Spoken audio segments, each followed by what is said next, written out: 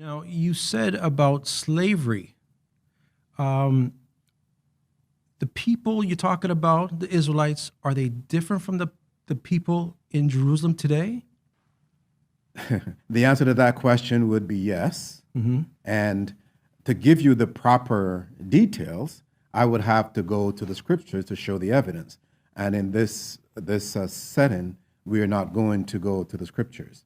We are going to stay within the framework of history and culture fused. Now, just to clear it up a little bit for myself, are you saying that the children of slavery are descendants of the Israelites? That is correct. Oh, okay. Yes. And we could prove that at least a dozen different ways. Where would you like to start? In this entire framework, I'll tell you what I see. I see a king who has an objective of punishing his children for their disobedience to him, even his firstborn. And he then has set a time span for their enslavement, 400 years, even in the new Egypt that is now called the United States of America. The point is, at the time when that was done, and even at the time of Portugal, that United States did not exist. So how did these things happen? It's like a chessboard. You see pieces being put in different places to form a comprehensive unit to accomplish a specific task. Most of the activity behind the scene is spiritual, highly spiritual. But what most people understand is totally physical. So they're missing out on 67% of the background of this subject matter. It is, as I said before, a judgment call. The judge is the king of Israel. He is creator of heaven and earth. And because his firstborn, which would be the Israelites, disobeyed, he has sentenced them to 400 years of slavery as punishment. And as I said, this 400 years would have to be served in a country that will be defined as the New Egypt. And that country, as we know it today, this is going back to the days of Moses, but this country is the United States of America. And again, as I said, we are limited here because we're looking at a historical perspective, but it's still within the spiritual framework. And they did not come straight from Jerusalem to Virginia. There's a lot that transpired through the Roman Empire, through, as we said before, Iberia, through North Africa, through even West Africa before all of that. So this is where we would have to go to flush out the historical perspective in a spiritual framework. Did this happen a little after 70 AD, that migration? That's correct. That's when a lot of it began. And by 135 that year, the 99% of all the Israelites had already left the promised land. They were throughout, Asia, Africa, and then later on into the Roman Empire, around the Mediterranean to the south especially. So they spent about almost 1,000 years traveling in Europe. They spent a lot of time, and it is an amazing appreciation of the wisdom of the King of Israel, because in the process, they helped to lay the foundation for a powerful Europe. And I say that because when we look at the economy, we see a lot of our doings as Israelites. We see the same thing in Western Africa. We see the same thing in Western Asia. And wherever we go, we put our hands in that country and lifted it up. But we did not benefit from their prosperity. And that in itself should give you or give us an inkling of where we're heading. Because how is it that we lift up those that were in the garbage pail, but then they get to rule over us without our ancestors receiving any benefit from their rulership? So while the Israelites are in Europe for almost 1,000 years, they're also in Africa as well? That is correct. They were in Africa, then they were transported from Africa to the to the Americas, to Virginia. That's the Atlantic slave trade you're talking about. The Atlantic slave trade, Okay. that's correct. But the key here, because let's look at it this way. The Europeans did not have the education to know about traveling the oceans. They couldn't even run their own household. There were no colleges, no universities, nothing. These are people that were stuck in a garbage pail. So with our forefathers coming into Europe, they were lifted up because we injected a sense of appreciation, not only for what the surroundings, but also to look, because the key here is the covenant. This is the one motivational component that helped our Israelite forefathers. Because we had the covenant with the God of Israel, we were in a position, and according to the covenant, we had to teach our children. We were in a position then to be strong and confident on education. And we're not just talking about memorizing stuff. We're looking at a comprehensive perspective to know what is written, why it's written, and how to take advantage of it from different perspectives. We're looking at a holistic educational process, right? And whereas the Europeans, even today, theirs is lateral. It goes out, but it doesn't ever, end at anything. Whereas ours continue to encircle the earth, around and around the earth. All I'm suggesting is that we got our knowledge from our Father, and we return to him the praises and the glorification in the process. That is the cyclical manner or the comprehensive manner I'm talking about. There is no lateral where it falls off the edge or something of that nature, or you can't tell the rest of what you're talking about, like what does it mean? So this is why I'm suggesting that there's a lot that the Europeans have learned from the Israelites at no profit to the Israelites. Now, when Israel left their homeland, were they slaves throughout all these different nations that they went into, and even in Africa, or were they like the common man? Were they royalty? What was their life like? The Israelites had a great life in Africa, and places like Ghana and Timbuktu, Mali, all those places. They did some tremendous learning. They set up Were these places built by them? Yes, a lot of Okay. these places were built by them. Like I said, they had advanced knowledge, and later on we can get into some of the details. They understood the agricultural process very well, and given the fact of the climatic conditions in any prevailing geographical location, they were able to take advantage because they understood certain things that most people may not even understand today or take for granted, whatever. So they did well at Timbuktu. However, one of the things that they had to come to grips with was that a part of the cast of this universal change was the Ishmaelites, who were known today as Mohammedans or Muslims. And they controlled a lot of the economic routes back then. So in order to get into those routes to sell your produce, you had to be in one accord with them to a certain degree. In other words, you had to make agreements, et cetera, et cetera. And sometimes we take these agreements too far, and before you know it, we are intermarrying, and as we intermarry, we begin to serve their gods, which was another error, and so on and so forth.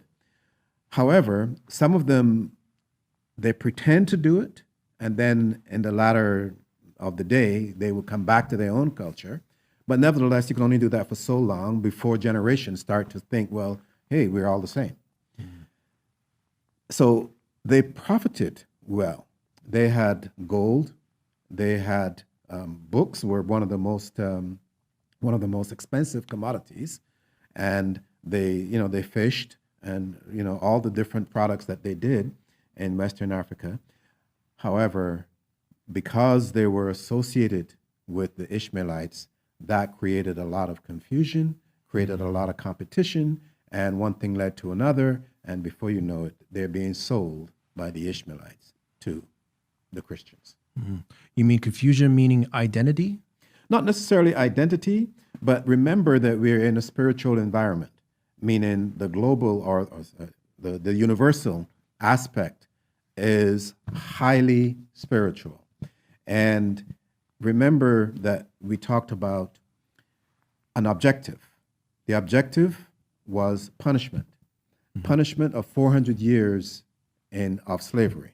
So the judge has already made the decision of the punishment. He also made a decision as to where these Israelites were going to serve their punishment, how long it was going to be, and so on and so forth.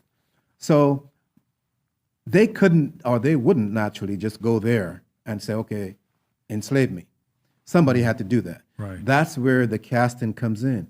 The Ishmaelites were selected as the sellers. The Christianity was selected as the buyers. But neither the Ishmaelites nor Christianity were strong enough to do that. So they had to be given a leg up. And it just so happens that the Israelites were with them and they supported them in that endeavor. Maybe in good faith, thinking they'll get it in return. They never got it. We're looking at a prescribed judgment made by the God of Israel. And he, as creator of heaven and earth, he had a casting. He casted the children of Shem, the children of Ham, and the children of Japheth to do a particular job. Now, did some of that get contaminated by another guy who was trying to usurp his authority? Yes. Did they find that other guy more appealing than him? Yes. Was that other guy have good intentions? No. So did the other guy know about the Israelites? Yes. Was he trying to turn the Israelite away from their father? Yes. All of these are questions that have to be answered. We cannot look at what the neighbor is doing. We have to look at what we are doing. Yes, it may be a little bit difficult because the neighbor is making it a little bit more challenging for us. But there's always a way around it if we can work together. I might not have all the answers, but if I come and sit and talk to you, I might get a few suggestions that I could work with. And then you can go and talk to somebody. And before you know it, we're working as a team. So whereas one person didn't have the solution, now we have 12 people. And the solution is right in front of us. And we take it one day at a time. Now, it doesn't mean that the other guy that doesn't like you or like me is going to change. He might even become more aggressive because he is seeing that regardless of what he does, there is some measure of prosperity, some measure of personal and collective development. He doesn't like that. So he has to keep going. The issue is that, as I said, each one has a role to play. Some of those roles are good, some are not so good. And as I said before, our objective, or the objective of our Father, who has prescribed the judgment, is we've got to be punished for things that we did wrong. And we have to end up in a country that is not known by our forefathers, where we will be served as slaves. We have to have all of this in place before we get there. So we're going to start out with the Mediterranean region of Europe. We're going to move into Iberia. We're going to move into France, southeast France and Provence. We're going to go into Britain. We're going to help to make them strong and powerful. Then the British are going to say, you know what, the world is ours. We can do anything. And they're going to go out and settle. And they settled Virginia. And once they settle Virginia and they settle Canada and they do all of this, then they think that nothing can stop them. In the meantime, in Rome, you had the Vatican, the popes, overthrowing the North African Empire, overthrowing the Phoenicians at Carthage. And then with that, we found that they were inspired to go further. Next thing you know, they set up the papacy, which is their own popes doing their own thing, rather than listen to us, our forefathers out of Carthage and Numidia. So now they recognize, oh, well, we could sail the world now. And that's where Columbus comes in. And of course, he learned from us certain things, right? Not all of it, the maps he learned, but he learned from the Phoenicians, who were good sailors. You see, we talked earlier about the philosophy of idolatry coming from Egypt and Babylonia. Everyone has a hand. And there is so much that came together in Rome and in London, you know, that helped to empower the European. Now he can go out and conquer. Now we have a land ready. It's called Virginia, right? It wasn't the United States until 1776. It was Virginia. And from Canada, the border with Canada, to Florida was called Virginia. Now they can go out and conquer. And Columbus comes, and he does what he has to do. And he inspired others to go beyond, and so on and so forth. And that's how things got out of hand. So all this really started because the Israelites weren't doing what they're supposed to do? That's right. That's it? That's the beginning of this? That's right. But again, it is not just like you're in your own house here. The world belongs to our Father, and he called us to be his inheritors, to be his witnesses, and to be his servants, so that we could inherit the earth. We didn't do it. We went after other gods, and he's, okay, so you like them, huh? Okay, I'm going to give you some time to spend with them. See how you like it. You know, I have children, and when they were younger, you would put them in the corner when they're bad. When they get older, you take a phone from them. You take something that they like. You discipline them. So it sounds to me like the God of the Israelites, his form of disciplining is enslavement. Would that be correct? In this case, yes, that's correct. Because, okay, there's so much to the word in itself, because you have to submit to somebody else other than the one you should be submitting to. And that's where the bondage comes in. That is where you have the person or the people you're submitting to have full reign over you. That is why they can name you now, right? Before, when you left to Western Africa, you were Kunta Kinte. Now you get to Virginia, you're Toby. And they're going to beat the heck out of you till you accept that name, Toby. Now Toby is your Christian name. See what I'm saying? And Kunta Kinte, which would have meant priest or prince of earth or whatever. Now, what the hell does Toby means? You know, junk, whatever. The important thing here is you can't look at the oppressor. You have to look in the mirror, see what it is that we are doing wrong, and try to find a way to correct it. That's where sometimes we make the mistakes. So the best thing for us to do as the chosen people is to understand, first of all, who chose us and for what reason. Once we get that, then we will know how to serve him correctly. And once we serve him correctly, we will benefit from his wisdom. But if we don't do that, then we have a problem. And you don't want to mess with him. Now, it seems like the Portuguese, while they're going through this whole campaign, seeking and looking for the Israelites and throwing them out, there's also these tall ships arriving in the west coast of Africa, capturing, stealing, kidnapping Israelites as well, and bringing them to the Caribbeans. You said Georgia, because America wasn't Virginia. Virginia. The UK. What was who started the Atlantic slave trade around this time? You know, to be precise, I probably don't have that information right at the tip of my tongue, but I will say that there has to be something here that is very, very special and unique.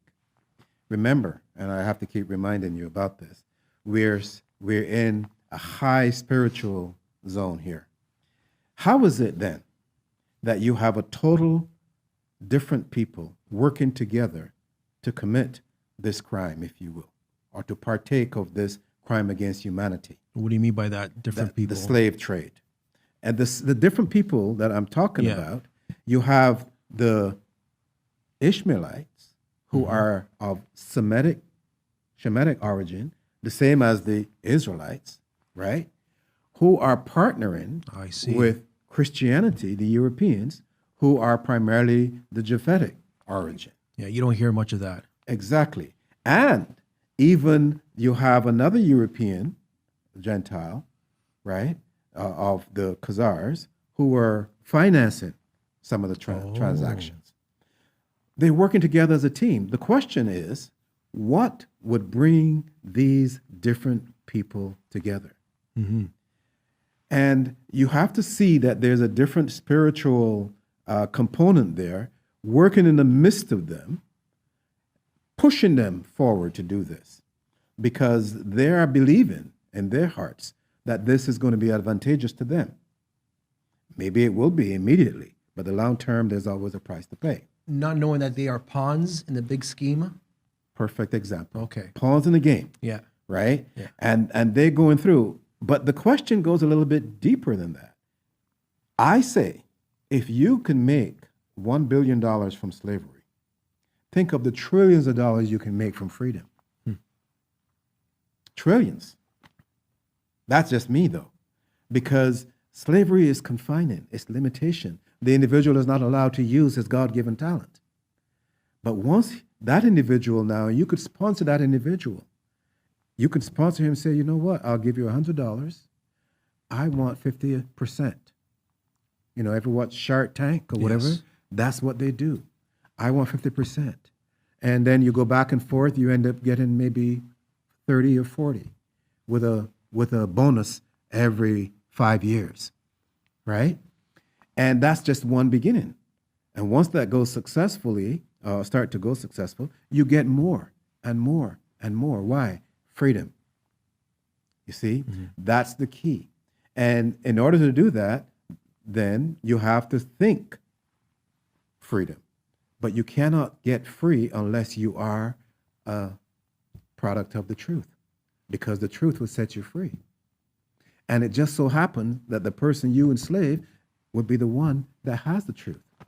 The challenge is, does that person recognize it? And are they willing to share it with you? So the point I'm making here is, when the day of judgment comes, what are you going to say as a descendant of the European who've enslaved the children of the king of the heaven and earth? How are you going to say, I didn't know? Right. You can't say that. You knew who they were. Yes. They sang the Negro spirituals, which are all biblical. You knew something was up. They couldn't read and write when they were singing, right? So why did you take the children of the Almighty King of all kings and put them to pick cotton and tobacco? Yeah. They knew. They had a relationship with them for Of many, course. many years in Europe. Yeah. They knew exactly who they were. You should have got those people and say, you know what? Your father sent you over here to be a servant. I'm going to let you be a servant. But you know what? I'm going to cook a meal for you in the morning and in the afternoon. Make sure you're fed and have clothes for you. Why? I don't want to go against your father, because I recognize who he is. I will still put you through, no shackles, right? I'll make sure you have good living quarters. You're not going to get paid. You'll get fed and you'll get your clothes and so on, right? Now, of course, that's rational thinking, but that's not the way they thought, right? They just worked you from sunrise to sunset. Whether you were naked or not didn't really matter, as long as you were making a profit. I was making a profit, and you were causing that profit to grow every year, and so on. So what they were telling me, even as a slave, was that they're dumb, they're stupid. But of course, at the time, I didn't know that, and they obviously didn't know either, because if they knew, they would not have done that. But they fell prey to deception. They felt weak. and insecure. They had an inferiority complex. That's why they're so violent and so angry. You think they went overboard with brutality? Of course, they went overboard for brutality. Why would you hang an innocent person? Yeah. Just because someone, look, forget that part. Look today, and you will see a situation, and I've examined some of these situations very carefully, while I was in Atlanta, and I would see the police officer who was on the force for 40 years, and he couldn't tell the taser from his gun. He pulled the gun and shot the guy in the back when he wanted to taser the guy. So things like that, you could see that the police officer was there physically, but the one that was controlling him wasn't, he was not in control, in other words. Mm-hmm. So when you see things like that, you go, wow, at least I have the eyes to see what's going on. So these things are not physical. And that's why I always say Black lives would only matter when you understand or remember the 400.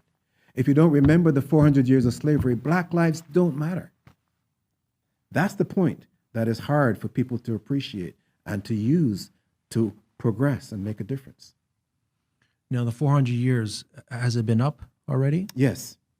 From 1619 to 2019. But the important point to remember is that our year doesn't go from January to December. Okay. Our year is from spring to spring. I see. Yeah.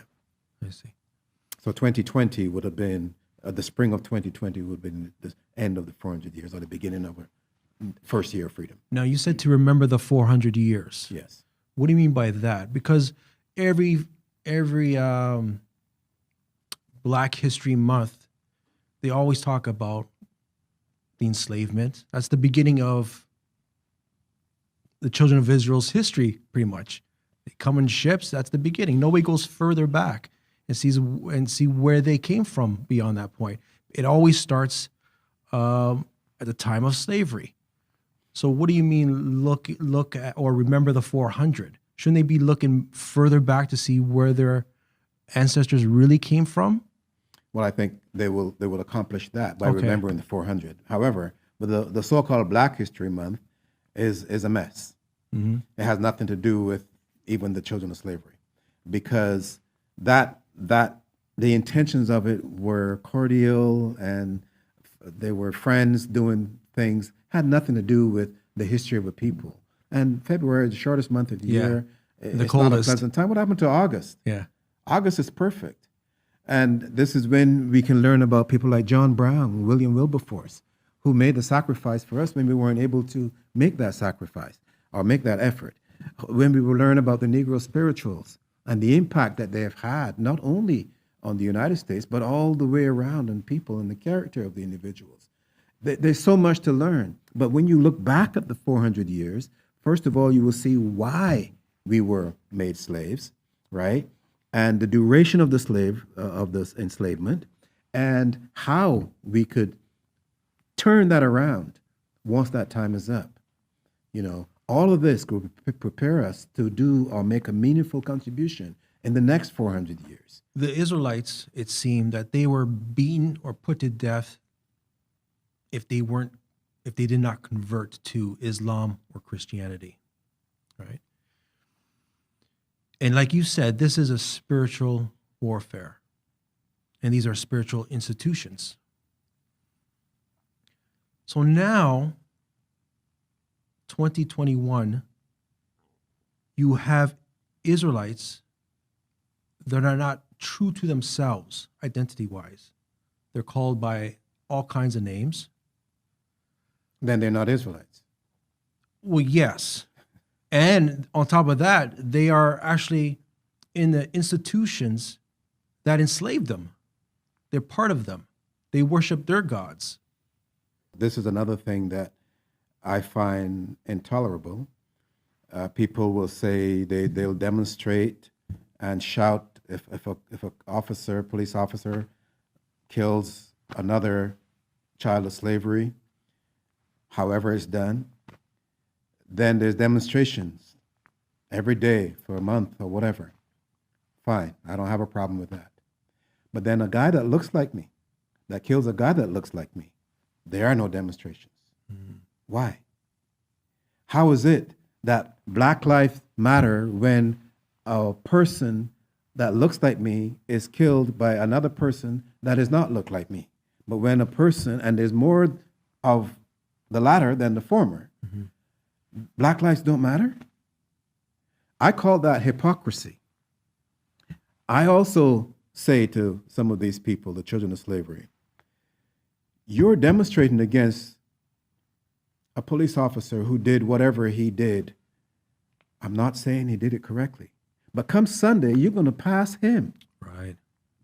up the grave, in the graveyard, to get to that shrine, to worship and bow down before that stinking cross. I call that hypocrisy. How can you be saying these things and doing something that is completely different? You're killing your soul, but when somebody else does it, you get upset. Doesn't make any sense.